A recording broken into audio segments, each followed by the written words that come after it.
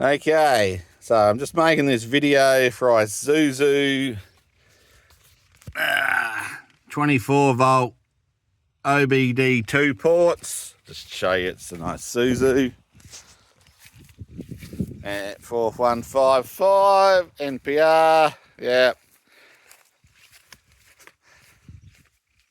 So to make this video, I hope it helps someone down the track. This bugger here was the first one I bought. It still works. The only reason I'm going to discard it and recommend you buy these other two is because of the app.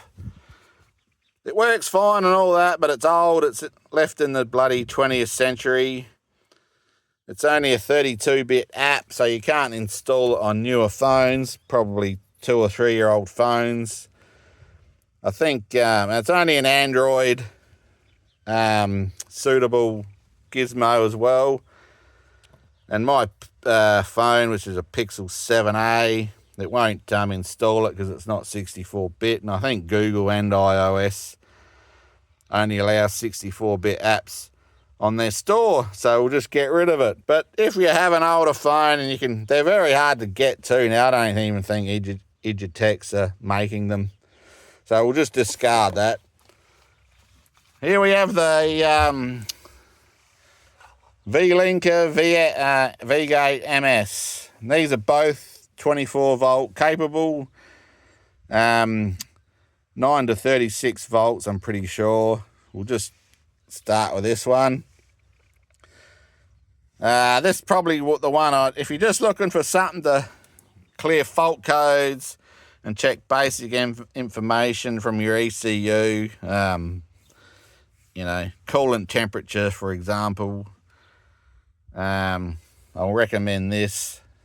And this works with third-party apps from your Play stores, like Talk Pro and the OBD2 325 Elm. That's the one I use. I use the Pro version, pay them $9 or whatever, fucking less than a beer. Yeah, and but the only thing I'll say is, see the slot here? You need that slot to compensate for the bridge that 24 volt OBD2 ports have.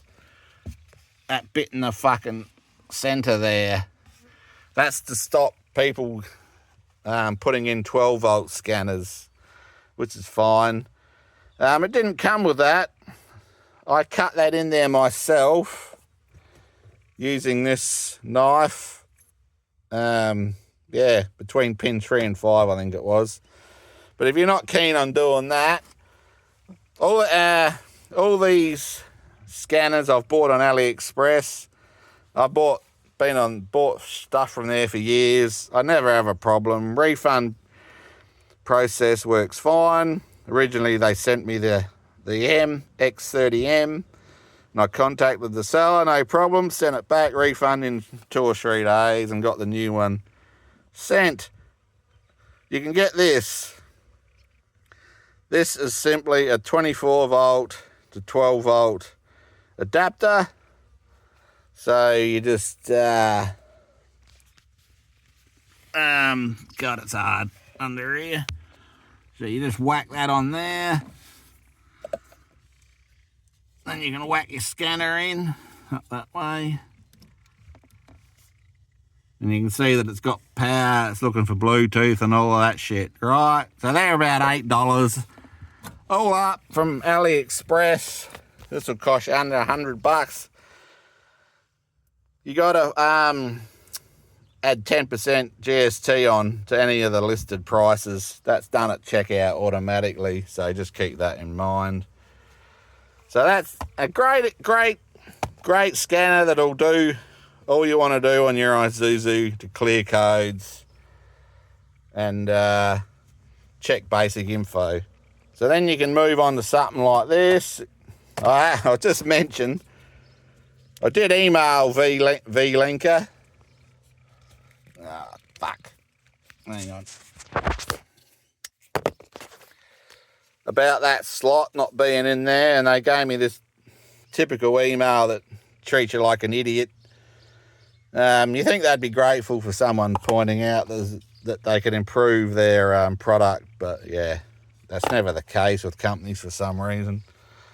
So this thing, if you want a scanner that can do every bloody model sort of ever manufactured, to be honest, and reset the electronic parking brake, DPF, regen, AdBlue regen. You can reset that and heaps of other stuff that if you're interested you can research yourself. I'm just here for the Isuzu stuff. And yeah, this one has its own app. It's AnyScan Plus for the X. So just, yeah, they got two different apps, but you need the X.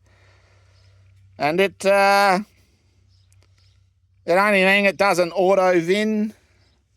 It says the VIN's not recognised, which isn't a big deal. It'd be nice in a perfect world if it did, but you just go into the obd2, tap the little icon, and it says auto scan there, and then from there it'll recognise that it's the really common protocol of ISO 15765-4, which is used on my Hyundai sedan. So pretty common. It's that's why it's pretty easy to work on the Isuzus once you get a scanner that can take 24 volts.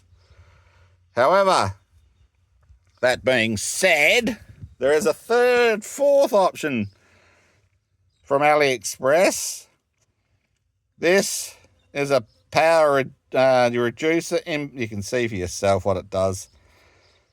So you just whack that into the 24 volt port, and if you got a 12 volt scanner, just bang it in there. I've tried it, it works. Yeah, that's another way to get around the issue of these the 24 volt trucks. Yeah, up to you.